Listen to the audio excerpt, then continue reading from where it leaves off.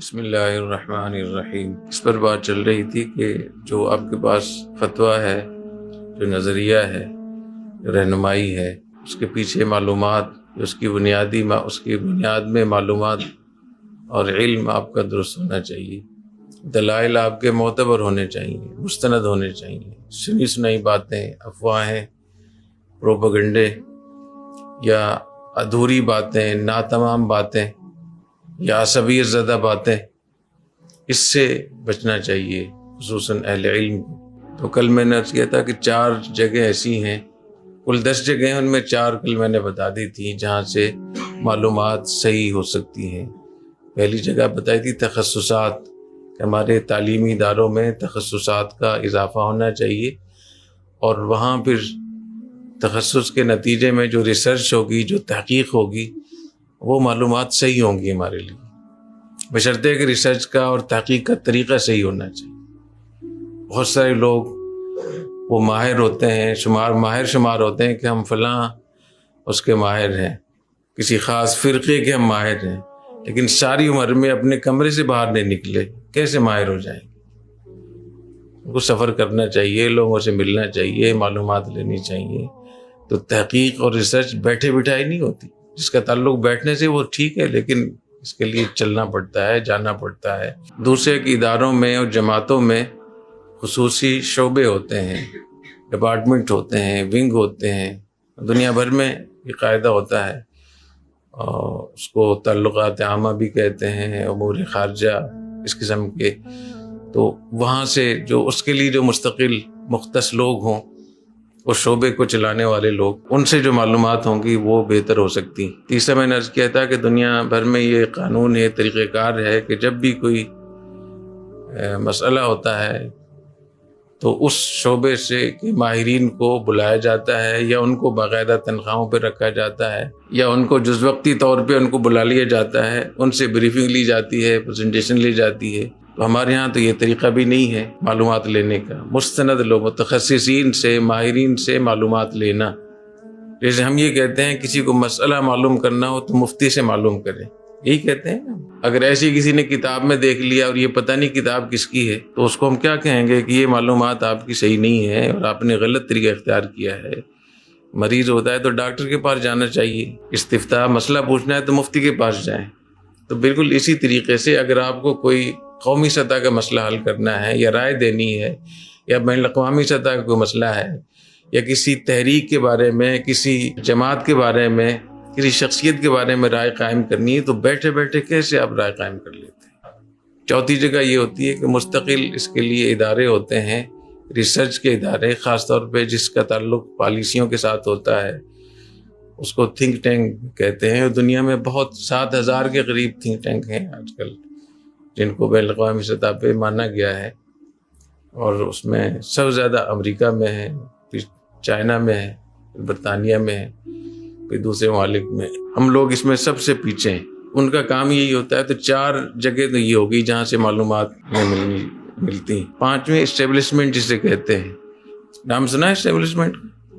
کیونکہ اب اسٹیبلشمنٹ کو گالیاں اتنی دیتے ہیں ہمارے لوگ کہ اب ہر آدمی کو پتہ ہے کہ اسٹیبلشمنٹ کا نام سنا ہے۔ اسٹیبلشمنٹ ہے کیا یہ شاید پتہ نہ ہو۔ اسٹیبلشمنٹ 2 قسم کی ہوتی ہے، ایک فوج کی اسٹیبلشمنٹ ہوتی ہے جہاں سے پالیسیاں بنتی ہیں، فیصلے ہوتے ہیں، وہاں صحیح معلومات ہوتی ہیں، اور ایک حکومت میں اسٹیبلشمنٹ ہوتی ہے، حکومت کی۔ فوج میں کل 25 لیفٹیننٹ جنرل ہوتے ہیں، 9 کور کمانڈر ہوتے ہیں، ایک ISI کا چیف ہوتا ہے، MI کا چیف ہوتا ہے، خود آرمی چیف ہوتا ہے، آرمی چیف کا نائب ہوتا ہے، اور ایئر چیف اور نیول چیف۔ یہ وہاں کے وہ لوگ ہیں جو کرتا دھرتا ہے افواج، مسلح افواج کے، جن کو صحیح صورتحال کا پتہ ہوتا ہے۔ اگر باہر سے کوئی پریشر آتا ہے یا مطالبہ آتا ہے یا کوئی، تو بہت سی اصل معلومات وہاں ہوتی ہیں۔ تو ہم جو فیصلے کر رہے ہوتے ہیں، کیا ہم نے کسی کو یہاں سے تیار کر کے بھیجا ہے کہ وہ جا کر جنرل بن گیا ہو، کور کمانڈر بن گیا ہو؟ بھیجتے ہیں ہم لوگ؟ نہیں بھیجتے، ہم تو کہتے ہیں ویسے ہی غلط ہے۔ تو ہم افراد بھی نہیں بھیجتے ہیں، اور جو لوگ پہلے سے وہاں موجود ہیں ان کے ساتھ ہمارے تعلقات بھی نہیں ہیں، معلومات بھی نہیں لیتے ہیں ان سے۔ اور ایک اسٹیبلشمنٹ ہوتی ہے وہ جو حکومت میں ہوتی ہے، اسٹیبلشمنٹ ڈویژن، باقاعدہ وہاں ایک شعبہ ہے اس کا، جس کو بیوروکریسی کہتے ہیں. اس میں تقریباً کوئی 32-33 سیکٹری ہوتے ہیں مختلف وزارتوں کے، جن کے پاس پوری معلومات ہوتی ہیں، اور تقریباً کوئی 250 کے قریب دیگر عہدے ہوتے ہیں. یہ جو کمیشن کے یا سی ایس ایس کے امتحانات ہوتے ہیں، تقریباً 250 افسران ہر سال لیے جاتے ہیں مختلف سرکاری محکموں کے لیے، جس میں مرکز بھی شامل ہوتا ہے، اور ان کے پاس معلومات ہوتی ہیں. اگر آپ نے ایسا کوئی ادارہ قائم کر رکھا ہو جہاں آپ لوگوں کی تربیت کریں، ان کی ذہن سازی کریں، ان کی تعلیم کا انتظام کریں، اور ان کو وہ صلاحیت دلائیں تاکہ وہ افسر لگ جائیں، تو وہاں سے سیکٹری لگا ہو، آپ کا جاننے والا، آپ کا بھیجا ہوا، آپ کا شاگرد، آپ کا مرید، تو وہاں سے آپ کو اچھی معلومات مل سکتی ہیں. اور بعض دفعہ اسٹیبلشمنٹ کی ایک قسم اور بھی ہوتی ہے کہ وہ حکومت اور فوج میں نہیں ہوتے، لیکن ان کی خاندانی تاریخ اور خاندانی کارکردگی یا ان کے تعلقات یا ان کی اہمیت اتنی بڑی ہوتی ہے کہ وہ ملک سے، یعنی عہدوں سے، حکومت سے باہر رہتے ہوئے بھی ملک کی پالیسیوں میں دخیل ہوتے ہیں، ان کی اہمیت ہوتی ہے. جیسے آغا خان ہے، آغا خان تو یہاں پاکستان میں نہیں ہوتا، لیکن وہ یہاں کی پالیسیوں میں بہت دخیل ہے کہ ان کی ایک تاریخ ہے پاکستان کے لیے، انہوں نے بہت بڑے بڑے کام کیے. ایک مثال اس کی اور آپ سمجھ سکتے ہیں، جیسے پچھلے جو وزیر اعظم تھے، جب وہ ان کو عدالت نے نااہل قرار دیا تو وہ وزیر اعظم بھی نہیں رہے، ایم این اے بھی نہیں رہے، اور پھر اپنی پارٹی کے صدر بھی نہیں رہے، لیکن فیصلے انہی کے مطابق ہوتے تھے، نہیں ہوتے تھے فیصلے، تو وہی ہوتے تھے جو وہ چاہتے تھے. ایک اسٹیبلشمنٹ کی ایک مثال آپ کو بتا رہا ہوں. تو میں آپ کو بتانا چاہ رہا ہوں کہ جو معلومات ہوتی ہیں وہ اسٹیبلشمنٹ سے ملتی ہیں، چاہے وہ فوجی اسٹیبلشمنٹ ہو یا حکومتی اسٹیبلشمنٹ ہو یا دونوں سے باہر اسٹیبلشمنٹ. اس کے بعد پھر جو خفیہ ادارے ہوتے ہیں وہاں معلومات اچھی ہوتی ہیں، جیسے آئی ایس آئی ہے، ایم آئی ہے، آئی بی ہے، ایف آئی اے ہے، اور اس طریقے سے سی ٹی ڈی والے ہیں، پھر نیکٹا والے ہیں.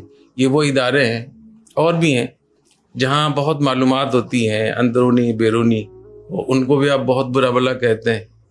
تو جہاں جہاں بھی معلومات اچھی ہو سکتی ہیں ان کے خلاف ہم ذہن رکھتے ہیں، نہ وہاں آدمی بھیجتے ہیں، نہ ان سے ہم تعلقات رکھتے ہیں، نہ تعلقات رکھنے کو اچھا سمجھتے ہیں. تو اور بیٹھے رہتے ہیں مدرسے میں. ناراض نہیں ہونا، میں ایک وہ بات کہہ رہا ہوں جو میں دیکھ رہا ہوں. تو بعض کڑوی چیزیں آپ کو تکلیف تو ہوگی، لیکن ان باتوں کو سنیں دھیان سے کہ آپ کیسے فیصلہ کر لیتے ہیں. تو حقیقت یہ کہ ہماری بہت ساری معلومات ناقص اور ادھوری ہوتی ہیں، اس کی وجہ سے ہمارے فیصلے، ہماری رائے، ہمارا نظریہ، ہماری رہنمائی وہ پوری نہیں ہوتی، وہ مکمل نہیں ہوتی، اس کی وجہ سے نقصان بھی ہوتا ہے. تو باقی یہ موضوع بھی چلے گا انشاءاللہ. کچھ اور بھی اہم ادارے اور جگہیں ہیں جہاں سے صحیح معلومات ملتی ہیں.